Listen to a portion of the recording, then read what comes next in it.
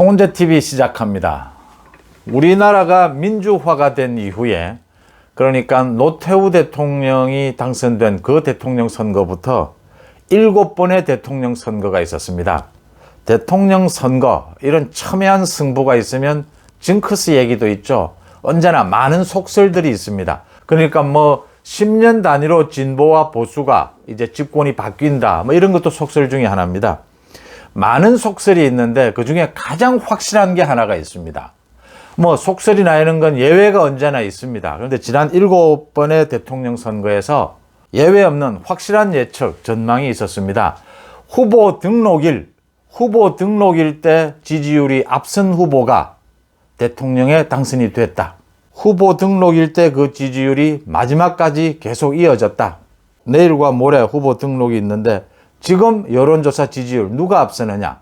그동안 7번의 대통령 선거에서 가장 첨예한 경쟁을 보였던 것이 박근혜 대통령과 문재인 후보가 붙었던 2012년, 또 김대중 대통령이 당선되던 시절, 노무현 대통령이 당선되던 시절, 이럴 때가 가장 첨예하게 경쟁이 붙었다라는 겁니다. 그때도 후보 등록일 기준에서 지지율이 3%에서 4% 정도 당선된 사람들 앞서고 있었다라고 하는 점입니다.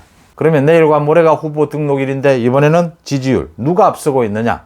먼저 송은재 TV 아직 구독자가 아니신 분들은 구독, 좋아요 눌러주시면 저한테는 큰 격려, 큰 힘이 된다는 말씀 거듭 드리면서 고맙다는 말씀도 함께 드립니다. 지난 일주일 동안 여론조사 기관, 여론조사가 발표된 것이 25곳입니다.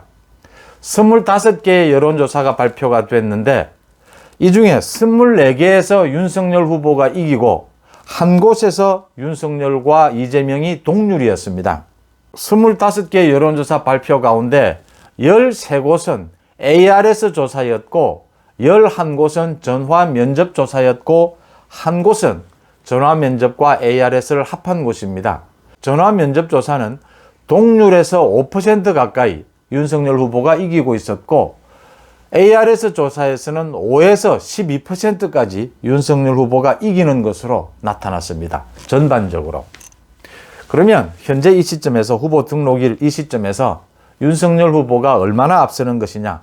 전체 평균을 내도 5에서 6% 앞섭니다. 이 수치는 지금 국민의힘 민주당이 자체적으로 여론조사를 3, 4일 단위로 하고 있습니다. 그 결과와도 거의 일치합니다. 지금 5에서 7% 정도 윤석열 후보가 앞서는 것이 아니냐, 이렇게 여야가 보고 있고 여론조사 결과에서도 드러나고 있습니다. 문제는 내일 모레가 후보 등록일이고 지금 윤석열 후보의 상승세, 이재명 후보의 하락세, 이 추세가 지금 이어지고 있다라고 하는 겁니다. 그러니까 계속해서 윤석열 후보는 상승세를 이어가고 있고 이재명 후보는 하락 또는 정체되고 있다라고 하는 부분입니다. 안철수 후보의 경우에는 전화 면접 조사는 10%, 11%가 나옵니다. 두 자릿수가 나오는데 ARS 조사는 7에서 8%가 나옵니다. 안철수 후보의 지지율은 앞으로 더 조금씩 하락하지 않겠느냐, 이렇게 전망이 됩니다. 그러면 앞으로 지금 26일 남은 이 대선 기간에 윤석열 후보는 어떻게 해야 되느냐? 어제 토론회에서 보여준 것처럼 자신감 있고 여유 있게 윤석열 후보는 당당하게 대처하면은 이 우세가 그대로 지켜질 것이다 라는 전망이 대부분의 전문가들의 전망입니다. 지금 이 판세가 뒤집어질 어떠한 요인도 발견되지는 않는다. 가장 큰 것이 있다면 안철수 후보와의 단일화 부분입니다. 윤석열 후보와 안철수 후보 단일화 문제가 굉장히 급물살을 타고 있다. 여러 가지 좋은 분위기가 형성되고 있다. 이런 이야기입니다. 김한길 위원장이 적극적으로 나서서 안철수 후보와의 단일화 부분을 협의하고 있고 이준석 대표도 이제 자세가 바뀌었죠. 야합이 아니라면 단일화를 반대할 필요가 있겠느냐. 이준석 대표가 야합이라는 단어를 썼는데 이준석 대표의 생각은 그겁니다. 안철수 후보와의 단일화는 자신도 막을 수가 없고 그건 결정을 윤석열 후보가 하는 거니까 이준석 대표가 가장 염려하는 것은 자신의 당권, 당대표로서의 권한 행사에 좀 상처를 입는 것은 싫다라는 부분이죠. 그런 부분을 계속 견제해 왔는데 이준석 대표도 이제는 단일화는 막을 수가 없다, 이런 분위기로 흐르고 있습니다. 윤석열 후보가 안철수 후보와 이번 주말 두 사람이 만나서 단일화에 합의한다라고 해도 뭐 전혀 이상할 것이 없고요. 시간이 좀 걸린다 하더라도 이번 달 안으로는 마무리 지을 것이다. 안철수 후보와의 단일화만 마무리가 된다면 지금 윤석열 후보의 우세는 계속 이어질 것이다. 이렇게 보입니다.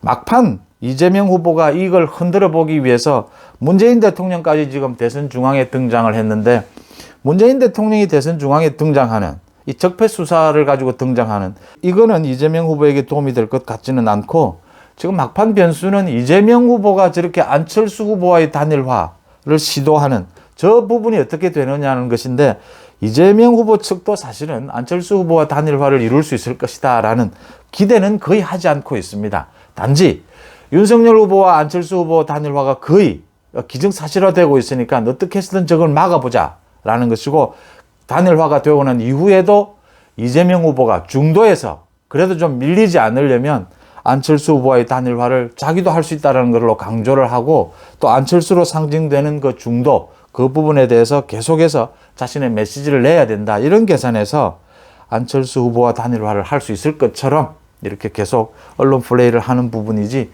기대하지는 않고 있다라고 하는 겁니다.